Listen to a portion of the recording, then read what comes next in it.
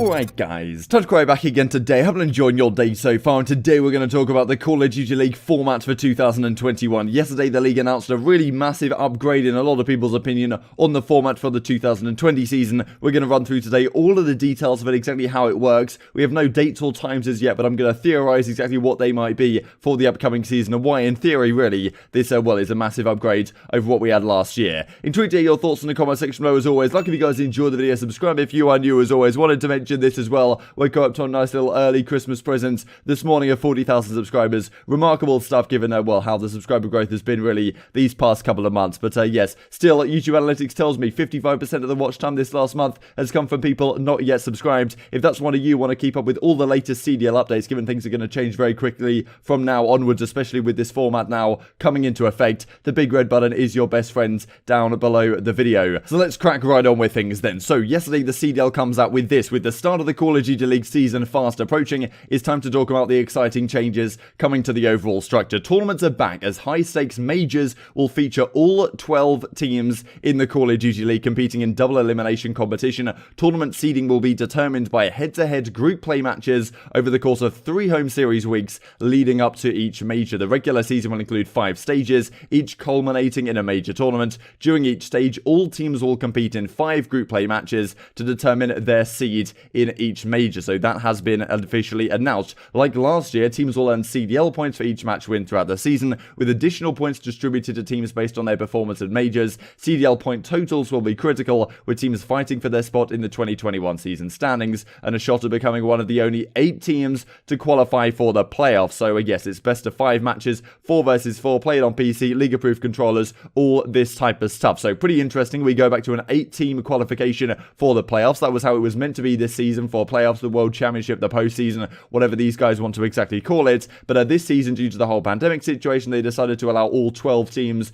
to attend. And what you'll notice actually is the format for the World Championship this past year with 12 teams is exactly the same as the format we are going to have for these 5 majors. And then the World Championship is going to be probably an 8-team double elimination bracket, which in my opinion is actually better than the 12-team bracket for a couple of reasons we'll discuss in the coming minutes here. But yes, majors are back, tournaments are back. We're not going back to a league format or anything like that, which is certainly, certainly fantastic. And also all 12 teams being at every event is also a massive upgrade. But there's a lot more to go into here, exactly the nitty-gritty of how this works. So 5 major tournaments plus champs. Miles did confirm to me in the replies, wherever his reply actually is down here. I'm going to scroll down for a while, but that's what I said in the video, guys. Going to be a great year. So yeah, plus champs as well at the end, which is pretty obvious, but yeah, it wasn't quite so clear maybe in the video. But yeah, 5 major tournaments, then the World Championship right at the end. Every single tournament has 3 home series. We'll look at these images in a second. All 12 teams attend every single major, top 8 by season points, then qualify for the World Championship. In my opinion, certainly a step up. So this is how it's going to work. We're going to have stage 1 group play, then leading into a major, stage 2 group play, etc, etc. 5 stages of the season, then leading and culminating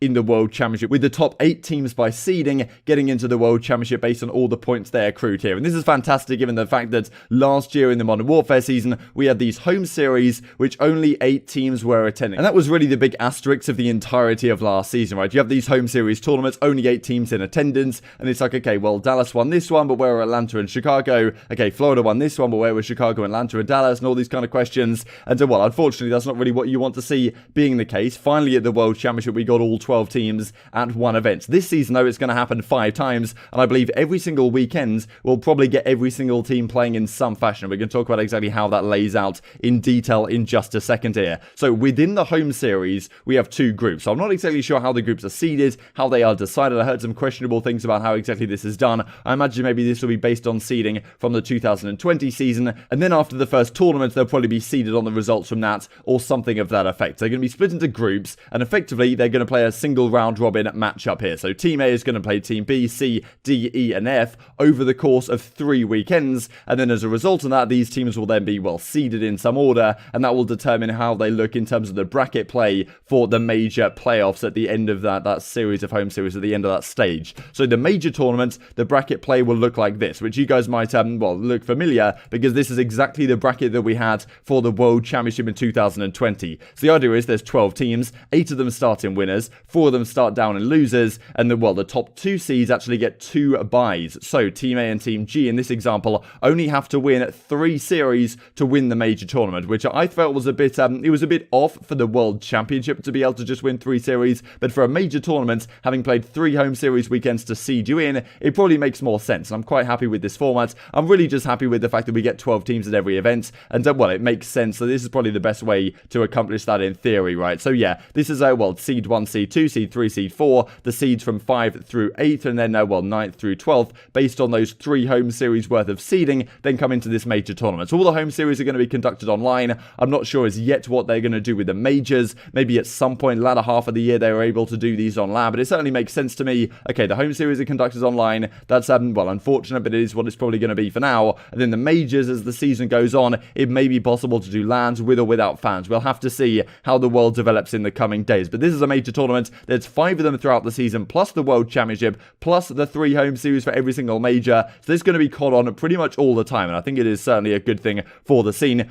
And then at the end of the season, based on your standings, you get probably 10 points for every victory. Then you get additional points for where you place in the majors. You get seeded, of course, on the standings. And the top 8 teams will then go on to qualify for the World Championship. And I imagine the World Championship is going to be an 8-team double elimination bracket. So you have to win your winners round 1. Then you have to win your winners semis. Then the winners finals. Then the grand finals to win the World Championship. So you're probably going to have to win 4 series to win the World Championship this year. Whereas last season it was only 3. And it's only going to be 3 for the majors if you do qualify in one of those top 2 seeded spots. But given it's only single round robin in the groups to seed you, that's certainly really where the question mark is. The fact that, okay, we're playing like a single round robin group play situation, and these are all going to be online matches over the course of 3 weekends, and that's going to, well, create the difference between you either coming in, well, 2 buys later in winners round 3, or you're going to be down in losers, right? And the fact that that can be determined just off a few online matches is, well, certainly probably the biggest question mark of this format in some people's mind. The fact that we may get some very random results. This then was the format for last season. This is an example home series where we used to have these GSL style groups, which weren't good for a number of reasons really. And when we went to the semi-finals, it was just single elimination, and you could argue there was no real disadvantage for losing in your groups because you went into this single elimination format regardless. So as Clayster says, this is pretty interesting. What he actually, well, this is pretty interesting as well, is the fact that 3 series to win a major, you say, especially given the fact that Clayster winning the World Championship this year on the Dallas Empire, doing exactly that, right? They had a good seeding. I think they were the number 2 seed behind Atlanta FaZe. They went in, they won their 3 series, they won the World Championship. So, well, this year that's not going to be the case at the World Championship, but it is going to be the case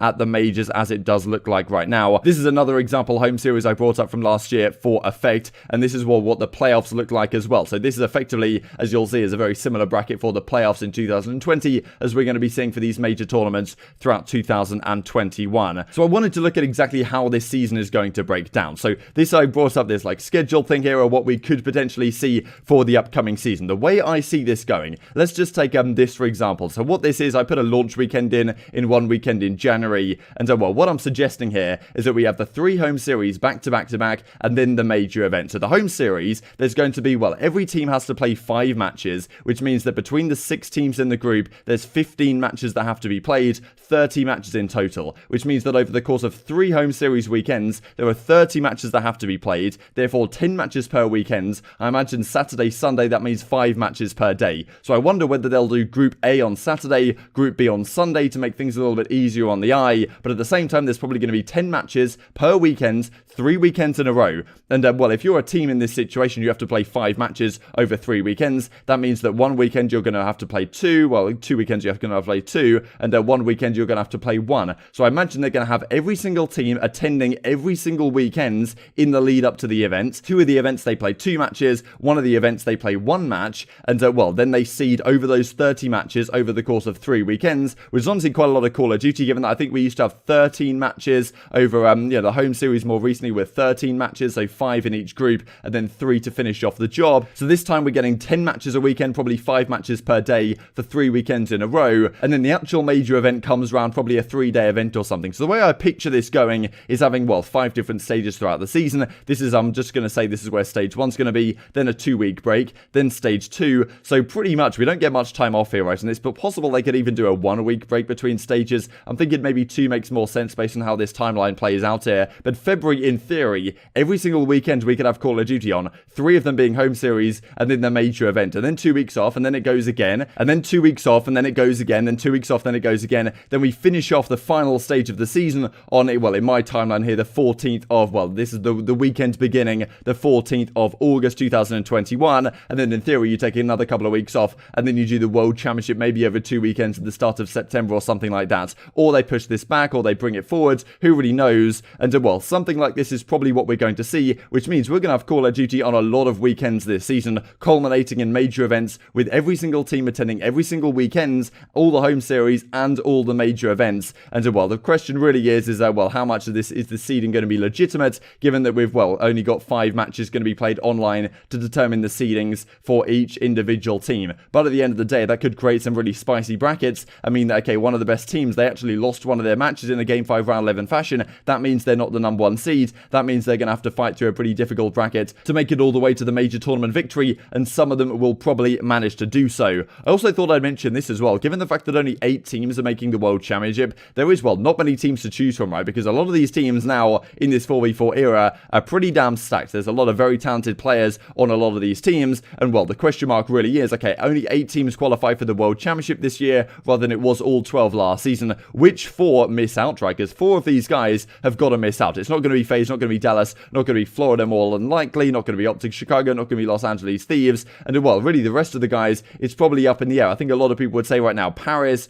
probably maybe, you know, Toronto Ultra, Los Angeles Guerrillas, but if those are your 3, like, bottom tier teams, like, who else joins them as not being able to make it? Of course, there's going to be there's going to be roster changes throughout the season, but yeah, I just think with how stacked this league is right now, and I've kind of high hopes for the Royal Ravens, and it's probably not going to be Clayster's team. They're obviously going to make the World Championship because it's Clayster. He's going for the back-to-back-to-back. Definitely, in my opinion, creates a lot of great storylines for who is going to make the World Championship and who is not. And well, it's certainly going to be something to keep our eyes on as the season progresses, and I'm pretty happy with the decision from them to say, okay, only 8 teams are going to make it to the World Championship, but every single team gets to attend every event of the season, which certainly to me is a massive step in the right direction. Just to finish off the video real quick, to say this from Sypien made a video yesterday discussing how he doesn't have to change his name supposedly due to the fact that the simp ban on Twitch is to do with the harassment policy now. You know, having his name on simp is perfectly legitimate, is perfectly allowed from his discussions that he has had. So yeah, hopefully that remains to be the case going forwards. But well, we'll have to see where the Twitch change their guidelines in well, coming days and weeks and months. But for now, simp remains a Call of Duty professional player. Intrigued to hear your thoughts on all this stuff in the comment section, but I hope you guys enjoyed the video. If you did enjoy it, I'd greatly appreciate a like on the video. Really helps out the YouTube algorithm know you enjoyed this content. Other people like you may enjoy this content as well, and I've grown the professional Call of Duty community. Thank you for watching as always, take care, and I will see you next time.